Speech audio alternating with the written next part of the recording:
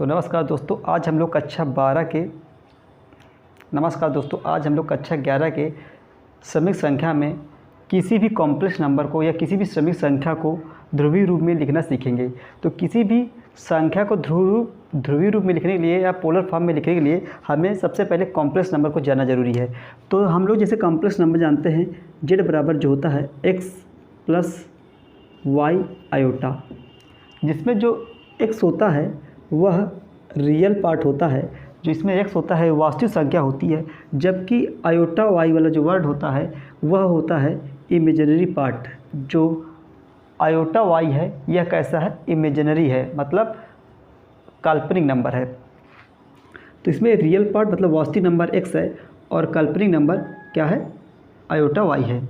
अगर हमें किसी भी श्रमिक संख्या का ध्रुवीय फॉर्म में लिखना है तो सबसे पहले हमें किसी भी कॉम्प्लेक्स नंबर को 2D मतलब प्लेन में ड्रॉ करना आना चाहिए। तो हम लोग प्लेन में ड्रॉ करने की बात करें तो हमने कक्षा 9 और 10 में 2D प्लेन को पढ़ा है। किसी भी नंबर को, किसी भी रियल नंबर को हम लोग 2D में कैसे ड्रॉ करते थे, सेम उसी तरह हम लोग कॉम्प्लेक्स नंबर को आज 2D में ड्रॉ करेंगे। फिर हम लोग किसी भी श्रमिक संख्या को ध्रुवीय रूप में पढ़ेंगे। तो जैसा हम लोग जानते हैं, रियल नंबर में अगर ड्रा करना होता तो हम इसको एक्स अक्ष कहते हैं। जो हमारी हॉरिजॉन्टल लाइन होती है उसे हम लोग एक्स अक्ष कहते हैं। जो वर्टिकल लाइन होती है उसे हम लोग वाई अक्ष कहते हैं। उसे हम क्या कहते हैं, वाई अक्ष कहते हैं। और जो बीच में कटता है, जो यहाँ पर होता है, इसे ओरिजिन बोलते हैं, अर्थात इसे हम लोग मूल बिंदु बोलते हैं। इसके बाद ये 3 भागों में बट जाता है, 4 भागों में बट जाता है, प्रथम, द्वितीय, तृतीय और चतुर्थ। प्रथम coordinate, second coordinate, third coordinate and fourth coordinate. प्रथम चतुर्थांश, द्वितीय चतुर्थांश, तृतीय चतुर्थांश एंड चतुर्थ चतुर्थांश। फिर हम इसमें जो रियल पार्ट होता है इसको हम लोग x और y, मतलब यहाँ पर x और y दोनों की वैल्यू जो होती है पॉजिटिव थी। इस तल पर x और y दोनों क्या होते हैं, पॉजिटिव होते हैं। इस तल में x का मान निगेटिव होता है, y का पॉजिटिव होता है। जबकि हम लोग इस तल में जब जाते हैं थर्ड चतुर्थांश में, तो इसमें जो होता है x का मान निगेटिव एंड y का मान भी क्या होता है, निगेटिव होता है। फिर हम लोग अगर हम चतुर्थ कोऑर्डिनेट में जाते हैं तो इसमें x का मान पॉजिटिव होता है और y का मान निगेटिव होता है।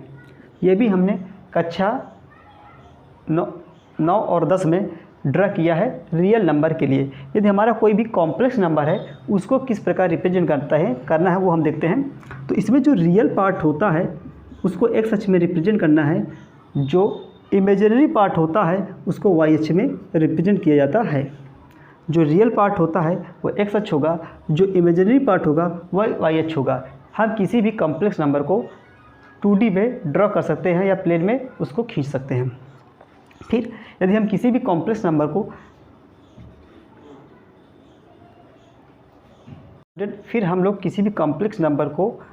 क्रमिक युग्म में कैसे लिखते हैं, तो किसी भी कॉम्प्लेक्स नंबर को यदि हमको क्रमिक युग्म में लिखना है तो x, y के रूप में लिखते हैं। जहाँ पर जो इसमें x होता है वह रियल पार्ट होता है, जबकि जो y होता है वह आयोटा का कोफिशिएंट होता है।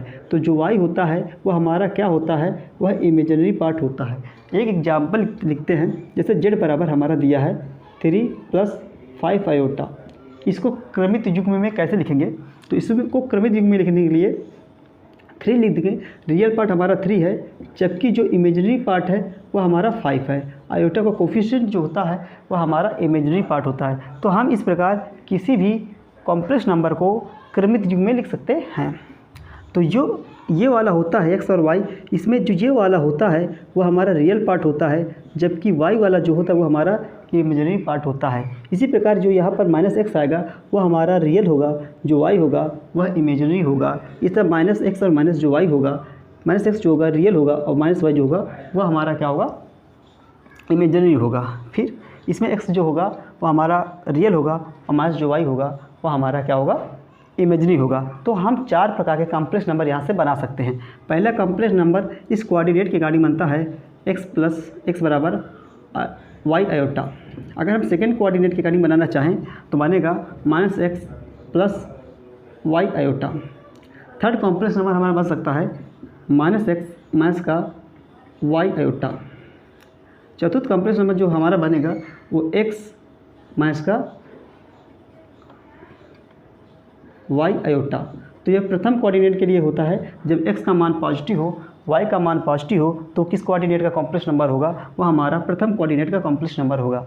अगर -x प्लस y आयोटा है तो यह हमारा सेकेंड कोऑर्डिनेट का कॉम्प्लेक्स नंबर होगा।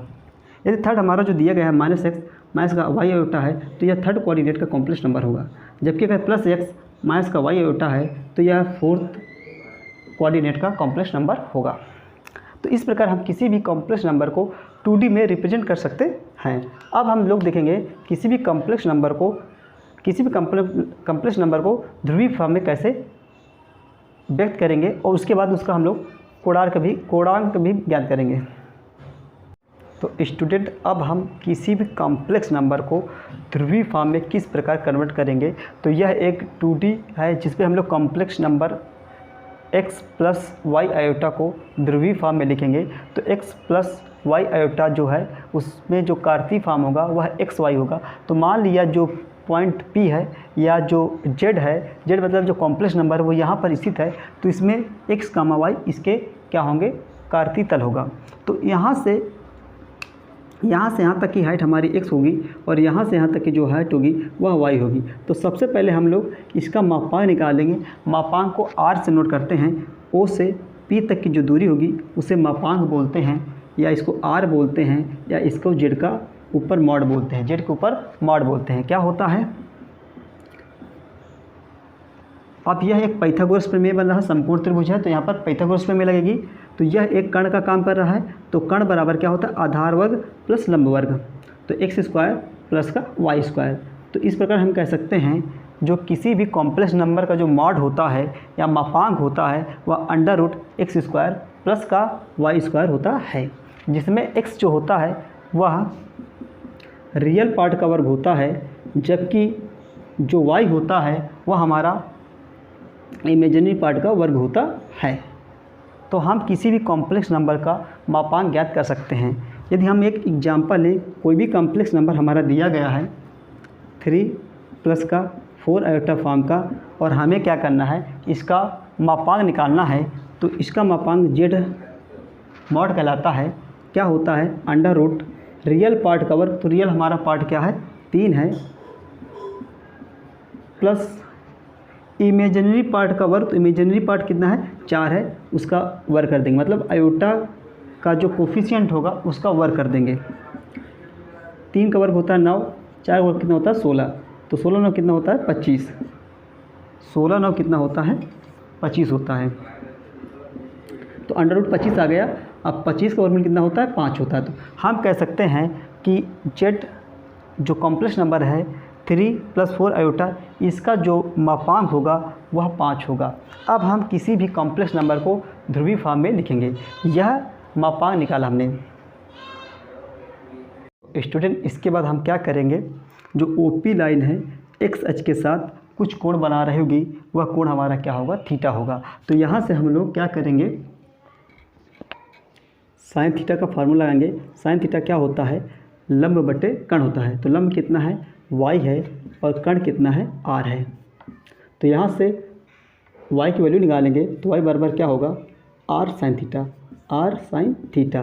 तो y की वैल्यू क्या हो गई, r sin थीटा हो गई। इसके बाद cos थीटा का फार्मूला लगाएंगे।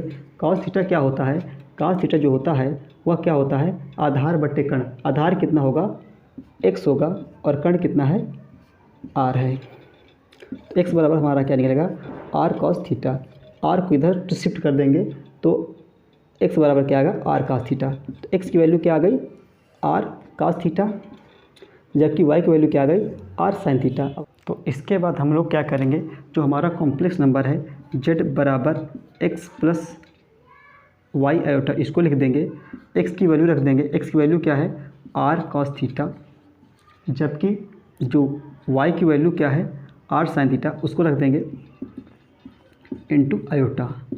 इसके बाद यहाँ से और यहाँ से r कॉमन ले लेंगे। जब r कॉमन ले लेंगे तो क्या आएगा cos थीटा प्लस का sin थीटा आयोटा। तो आयोटा यहाँ लगा लेंगे तो हमारा जो कॉम्प्लेक्स ध्रुवीय फॉर्म होगा r बराबर r cos theta plus iota sin theta होगा।